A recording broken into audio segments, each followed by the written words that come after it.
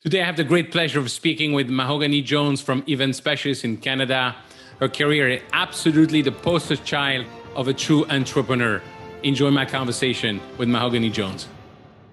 And welcome to a new episode of the Business of Meeting podcast. Ladies and gentlemen, today I am delighted to be speaking with one of the rock stars of our industry, our Canadian rock star. Well, actually, her expertise and everybody knows her behind the borders of Canada. She is the founder of Event Specialist. She was in top most influential, I don't know if it's 50, 100. She's the first that had the certificate of digital event strategist. More importantly, she's a host. She's doing summit, and she's known all over our industry. Mahoganey Jones, thank you for taking the time today. Thank you so much for having me. Your story is absolutely fascinating. I know it includes EO, it includes entrepreneurship, and I can wait for you to share with everyone. So let's start with the beginning. What's your story? Now, if we go way back to the beginning, to be honest, I honestly wanted to be a doctor. I was this child that my goal in life was to become a pediatrician. And then I did my work term at the local hospital. And then I wanted to become a pediatric oncologist and cure the babies of cancer. And in my time of volunteering at the hospital, I remember going to our local hospital to one of the fundraisers, and it was called the Teddy Bear Fair. And going to the hospital for this event, my thought process, all of the other children were there to bring their bears, to get comfortable with going to the hospital so that they weren't afraid should an emergency come up or they have to go. When I went as a child to see this space, my thought process was, how did they put all of these things together? Why is it set up like this? Who is doing what? And I started to ask the questions. And they said, on your birthday, you'll be able to volunteer to join any of these events. And I thought, well, this is fabulous.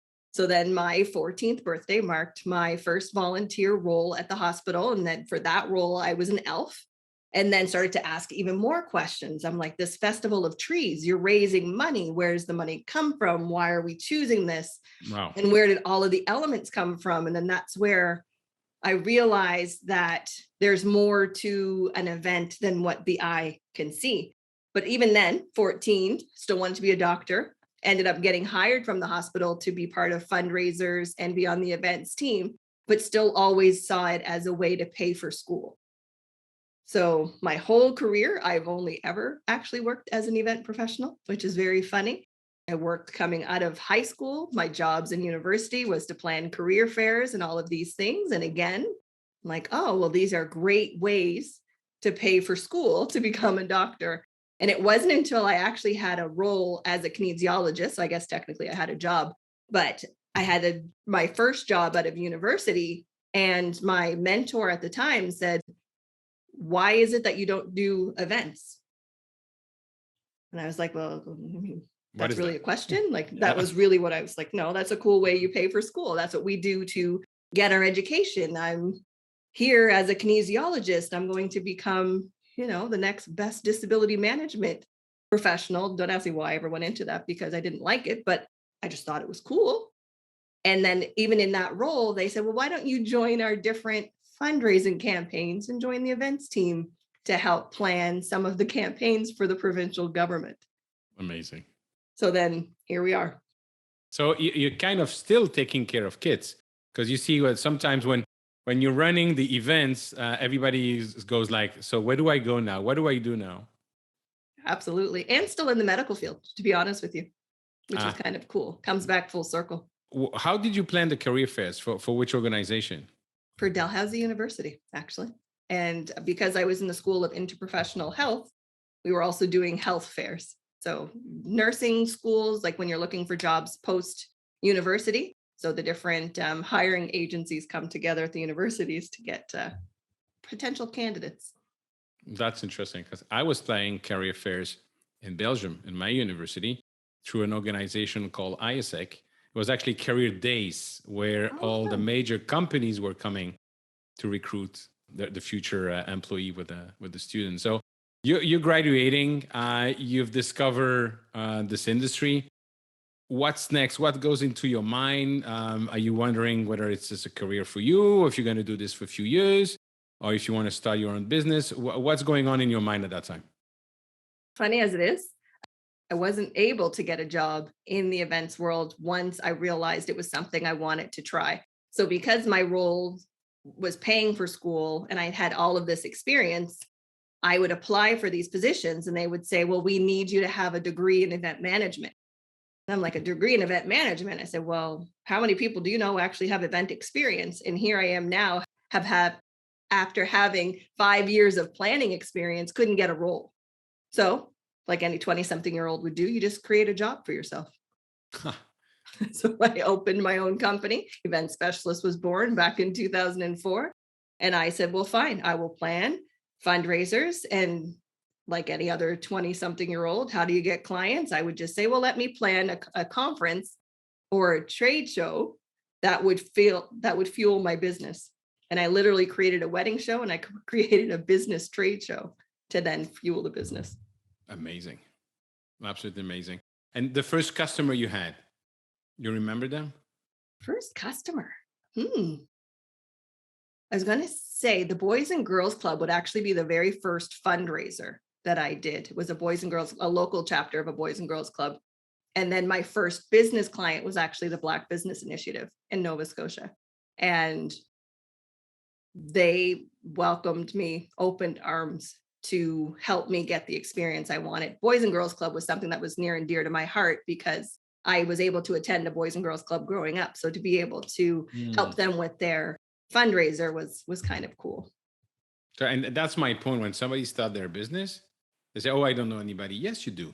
With all the things you've been doing, the volunteers you have, that's where you have to tap into your own network and reach out to people. Because if they don't know, then they don't know that you're great, but they don't know about it. Absolutely. So when you starting the business, and you say you were also working for a Black professional in Nova Scotia? No, they hired me as a planner. Okay. To be. So they were my first full time, not as as your customer. I actually never got hired in the event role. Oh, that's what I understood. Okay, so it was one of your customers. Okay. Yep. Got it. So I created my job. Okay. we were discussing in the past, you and I, about our industry, about prejudices, obviously being a business owner, woman, a Black person. Then you say, yeah, but the main prejudices I had was ageism. Can you tell us about that? Yeah. So when I opened the company back in 2004, one of my main trade shows that I was running was called Island Brides. And it was a trade show for Atlantic Canada. It was actually the largest trade show at the time for weddings in Prince Edward Island in Canada. And I was super excited because I had created this trade show, sold the trade shows, exhibit space, put this event together. We actually gave away a full wedding, which was kind of unheard of at the time. I knew how to take out insurance to be able to cover the weddings during the time of all of those TLC TV shows. But I had created this space, and my then boyfriend, now husband, was voluntold to do all the things when it came to the company. And I said, I need someone to manage registration for us at the event. And no matter what the event was, God love my husband now. He's still a biggest fan, but he knows how to plan a wedding and do project plans, all of those things. But he has always been at the registration desk. He always knew how to move things around and things like that. Every year at Island Brides and also at other pharmaceutical events, to be honest with you, my husband would work registration and they would come to him looking for the owner of Event Specialists. And I remember saying, you don't even have a business card. Why do they assume that you, gentleman at the front of the room, is the one who owns this company? But they went to him constantly, or they went to someone else who just looked older than me. Interesting. But that's not his fault. You should. Oh, absolutely not. But he did a fantastic job. I'll take it. So who planned your wedding, him or you? Our friends, actually. To be honest with you. Yeah. We had partners at the time, beautiful event designer, Susan in Nova Scotia, who came in and she put all the touches in place. The only thing I said I wanted were the colors. I wanted to be red, black, and champagne. So shout out to Trinidad. And then my husband said the only thing he wants are the fancy invitations we were doing for clients. So at the time it was the envelopments. I don't know if you remember those. And that was the only thing that he said he wanted. And then whatever else happened. That's funny because when I got married, I said, no, this is my wedding. This is my industry. This is my job. I'm going to plan everything. And then I had one of my wife's uncle came and said, listen, I'm a baker. I didn't make the cake for my wedding. Absolutely. I said, okay. And then you can enjoy that. That's cool. Yeah. Now, Mahoganey, I know that you've also have linked with the EO, Entrepreneurs Organization. How does that happen? To be honest with you, it was at a time where I was unsure of where I wanted to sit in the event planning space. I mean, event specialist was running. We had now moved from Atlantic Canada to Ontario. I mean, I was very fortunate to have clients when I came here through actually affiliations with MPI primarily, actually, is how I ended up getting clients no matter where I moved. But for whatever reason, I ended up in a time, I shouldn't even say for whatever reason. Now that I look back at it, it totally makes sense. I didn't have enough processes in place for collecting payment. So I had changed my model to be more on a retainer aspect with the company, which I was comfortable with because I knew the revenue coming in. Right. Unfortunately, the organizations I was working for, they were national organizations as well as government. Payables was on a 60, 90, 120-day cycle. Yeah. So it all came to a head when all of my clients actually didn't pay within those probably 3 months. I think I had gone a total of 5 months at that point before a paycheck had actually hit my bank account. So business owner, yes, but it was really a freelancer model, wasn't getting paid. And then a friend of mine had said, Entrepreneurs Organization is looking for a manager for Canada, somebody to come help with the organization. And I thought, well, let me look into this. I remember applying, and it was a very different process. It was not something that I was used to. And I'd also hadn't done a resume since university. So that was also something that was kind of out of the ordinary. And then in came what I now call a beautiful family and organization filled with people who actually talk and sound like me. So, and then that was my first opportunity to actually revisit what I was doing in my own company. It actually was a huge blessing in disguise because I was able to do what I loved, which was networking with other people, supporting the growth of the organization, membership drives, and being part of the different areas. But then I also had the privilege, and I will say the privilege, because in any role or anything that you take on, if you don't take what you need from that role, that's on you. And I feel like I took everything I needed from that. And that was the learning. That was how the team approached event design. It was how all of these different chapters, regardless of where they were in the world, shared those similar thought processes and customer journeys and attendee journeys, like all of those things coming together allowed me to, I'll say, rekindle my love of events and ultimately pushed me back into running my own business. I totally concur with what you say and the exposure to that. You know, quite frankly, when I had a business, might sound crazy, but when I had the business the first years, I was not even thinking about the growth. It was growing, the team, that was great. But then you get into, okay, I need to hire more people. You need processes and stuff like that. So I learn a lot. I keep learning a lot. It's a fantastic organization. Absolutely.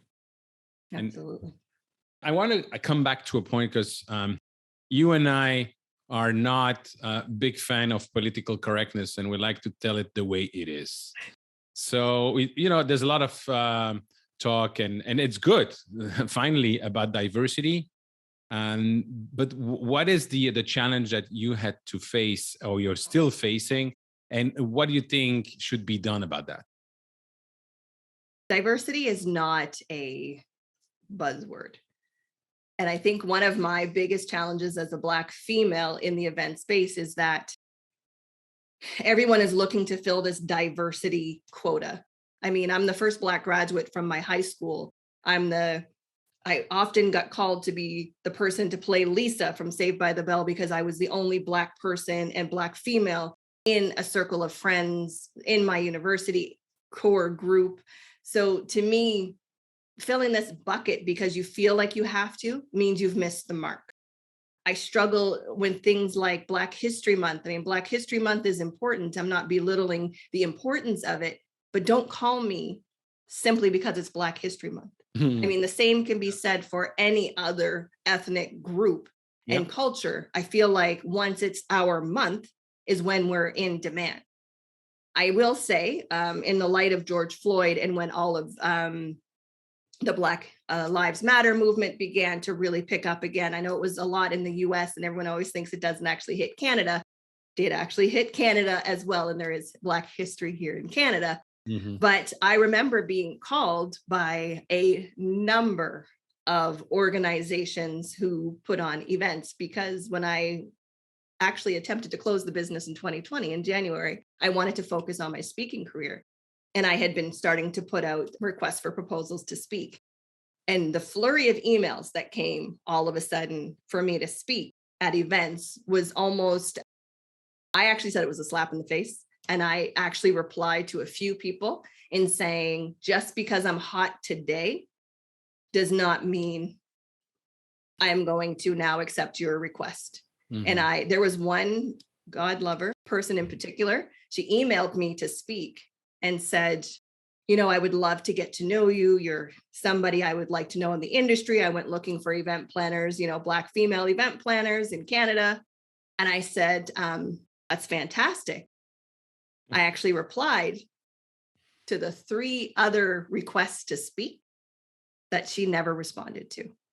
Really? And I said, so next time you want to approach someone, I said, do your research first and make sure that you actually don't know them. And I am seeing that quite a lot right now. I mean, yes, I'm making lists and I'm truly honored to be on these lists, but there are people coming out of the woodworks that are looking at it as, well, we can fill the female quota and the Black quota in one by hiring Mahoganey or putting her on a speaking panel.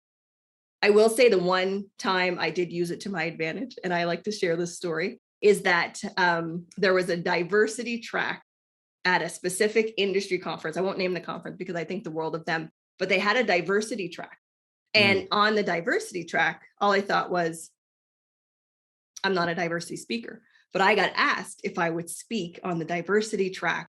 And I was like, I'm Black, but I don't speak about diversity. I don't teach you diversity. The only thing that I say is, let's make sure our panels are diverse and our speaking roster is diverse. Yep. But when I saw Barack Obama was the headliner, I was like, absolutely, I will speak on your diversity panel. And I spoke about brand awareness. Like it had nothing to do with diversity, but they put me on that track anyway. And I got to see Barack Obama.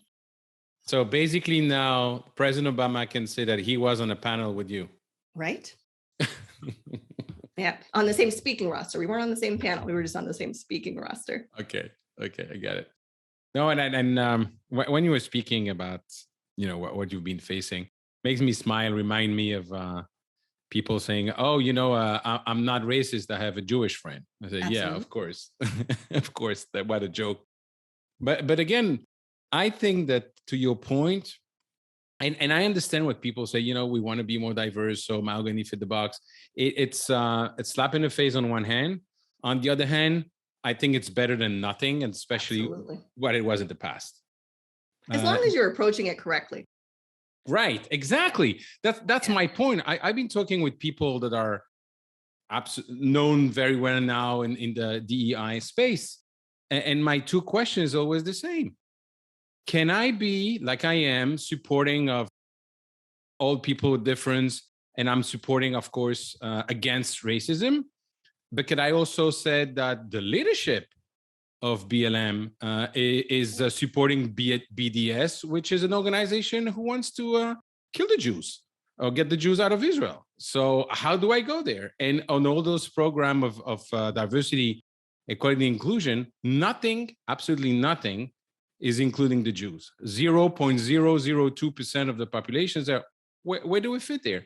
And I think that at the end of the day, you have racism all over the place. You're not going to change racist people, but what you should focus on is the rest, is the people that understand that I want to be working with each other and respecting each other and having, you know, tough conversation with each other, regardless of their color, their religion, the gender, and everything like that. But political correctness doesn't allow that much today. It's true. And if you're open and frank with the way you're approaching something, more than happy to have the conversation. I mean, there was a girlfriend of mine, and I call her a girlfriend now because she's phenomenal. And she reached out because, and I can use her words, she literally said, there are no Black people in my circle. Mahoganey, can you have a look at our conference and the organization and let me know? And she's like, it's not that I'm colorblind. She said, I just don't know Black people. Yeah. And I had to say, I said, in all fairness, I said, if you're growing up in a white community that is predominantly blonde female, it's not your fault. I mean, this cancel culture that is coming up with saying these organizations are not diverse and they're not doing their job. But if they're in an area that's 95% white male or white female, are we really going to fault them because they don't have Blacks on their leadership team? Interesting. I mean, I felt bad for her because she was actually someone who was openly attacked for having an all white female speaking roster. Yeah. And I don't know if you remember the trend that came with this canceling of the conferences that were happening in our industry because it wasn't diverse enough. And in my opinion, it wasn't fair to attack her when she's hosting a local conference in a small town for locals. Yeah. She's not woke. There's all, yeah. Say that again. It doesn't mean she's not woke. We'll even put it in quotations again. Yeah, right. I don't put it in quotation anymore, but no, but that is also an evolution from the I don't know how you call it, the manel, the man panel, the panel with only men in the past, which luckily we're away from that, and obviously hopefully getting to something much better. Last question I have on that topic, because you mentioned the words colorblind. I personally think is the biggest BS I'm hearing when people said they're colorblind. What do you think? Absolutely. It's not a thing. I mean, you can't tell me that the school around me didn't know that I was the only Black child. Exactly. I mean, you can say colorblind or that you're not affected by color, but trust me when I say color. Absolutely. So. Thank you for setting the record here, because I think it's very important. Now, moving forward in the future, what lies in front of event specialists? I know you had recently a summit online. You have speaking. You have events. How do you see your life now in the next 5 years? And the reason I'm asking you that is because of your journey is a true entrepreneurial journey. And I want you to inspire every man and woman who's listening now and thinking about starting their business or defining what their business is going to be in the future. One thing I can honestly say is that when I went into the event world, I was a glorified freelancer. I mean, those of you who've heard my story before know that I've said that for a long time. I was a freelancer with a business name. So truth be told, I was taking contracts that I could do myself, things that I could fulfill myself. If I didn't want to take contracts, I created an event for myself, produced it, ran it, and that's what I did to generate the income. But as I went through the years and was in the industry and had gone into continuing professional development and realized that I had this different love for content and production, and really started to look at the event differently, had I known the event tech world first, I completely would have owned an AV company. I would have not even gone into the planning side. And if I'm truly honest, and my team knows this, I can't stand planning. I actually do not like the planning side. I don't like the logistics. I don't like the details. What I love is the strategy behind how you can monetize an event, the strategy behind how you can take emotions and put it into a space and allow people to feel something so that they walk away with the intent that you wanted them to have.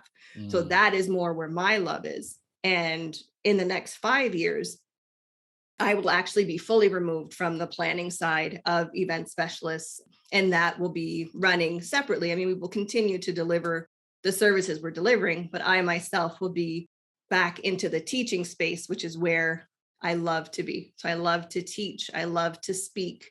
and I love to share knowledge and ideas. So that is where I will sit. I will continue to do strategy, I'm sure, but I won't be running day-to-day events. And there's I love nothing it. wrong with that. And I feel like I've shared this with others too, when they panic because they don't like F&B management or they don't like room block management. Find somebody who does. Yeah, So absolutely. some people do. I love it. And I think it's so important to have both the strategy, sorry, Yeah, and the logistics. that's right. And one without the other is not working. My point is for too many people in our industry, they only focusing on logistics. And then they complain that their customer are not listening to them, but the customer are more interested by what are you going to do for me? What is the That's right. strategy? How are you going to help me execute my strategy? Not about the logistics. And what seat do you play at that table? I mean, if you're Exactly. putting yourself in the help seat, I mean, I know that's a whole other conversation, but if you continuously put yourself in a position of support, they're not going to look for you for strategy. What have you seen different from before COVID and now in our industry that we should be aware of? One thing I will say at the beginning of the pandemic, I was really starting to see that we were going back to fundamentals and really starting to realize that an event isn't always the best way to fulfill that need or goal that the company has. Events for the sake of doing so, I feel like we did start to question that. We also started to question how we're measuring the success of an event, but we were also able to go back to the fundamentals. What I will say, unfortunately, that we're seeing now is I don't want to say a rush to market, but I feel like it's a rush to own terms. And I feel like we're rushing to own this. What does hybrid look like? What does virtual look like? What do all of these things look like? But we're also back into panic mode. So I personally feel like we've almost regressed again to shorter timelines again. We've seen what can happen in short time frames. So now everybody believes that that is the way to do things. We had the opportunity to step back and take a break and breathe. I mean, say that a lot of people had the chance to step back and breathe during the pandemic to see what do they really want in life? What do they really want from their industry? I mean, we're seeing the mass resignation. It's alive and well. Lack of skill set is alive and well. And I can only say that from the hybrid events that we've produced this quarter so far. The lack of knowledge and understanding is still there, but I feel like it's coming to a point where the true talent will shine.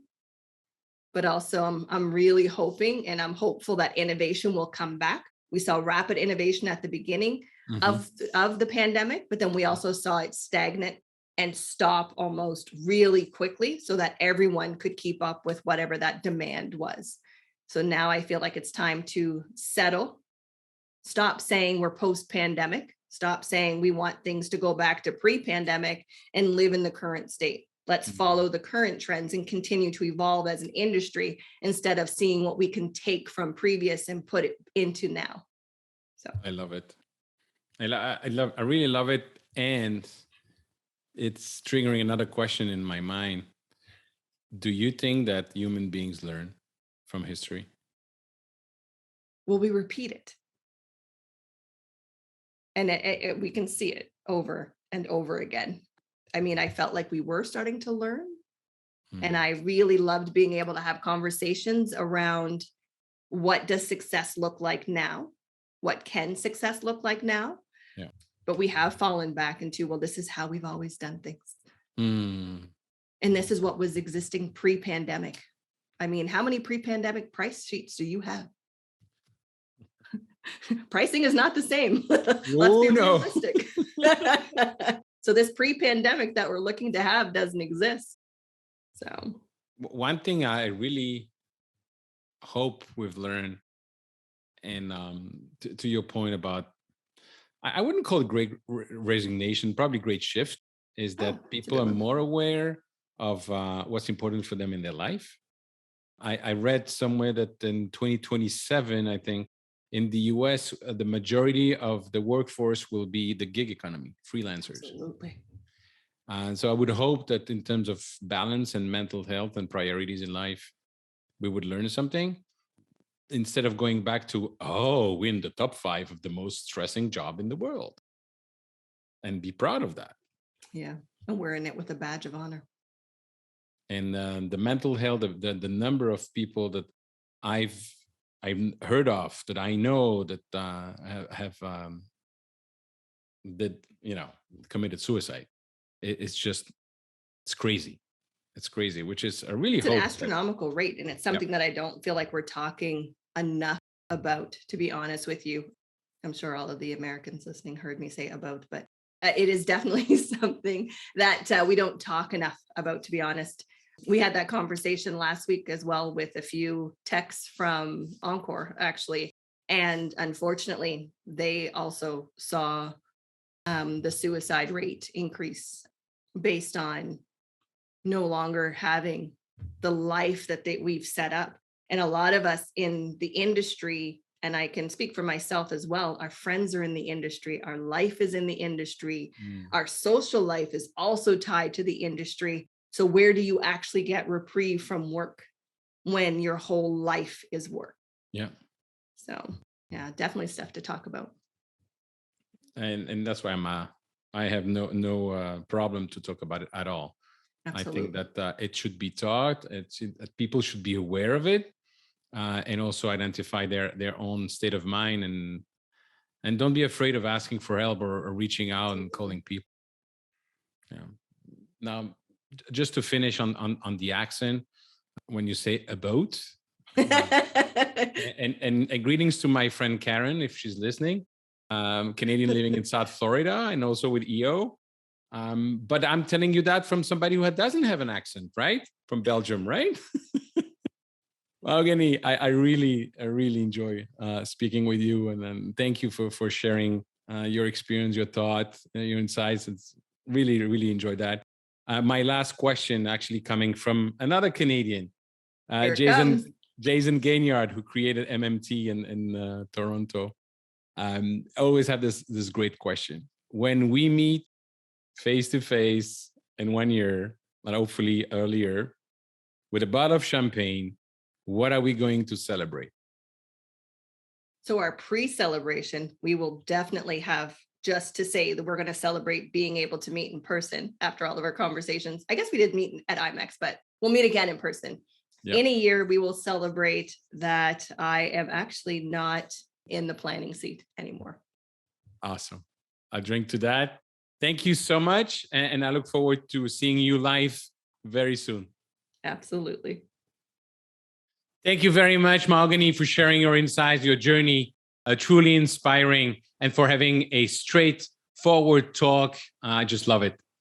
Ladies and gentlemen, if you want to follow me on LinkedIn or join my Facebook group on www.eventbusinessformula.com/group. And if you enjoyed this conversation, please share it with your network. Thank you. Bye-bye.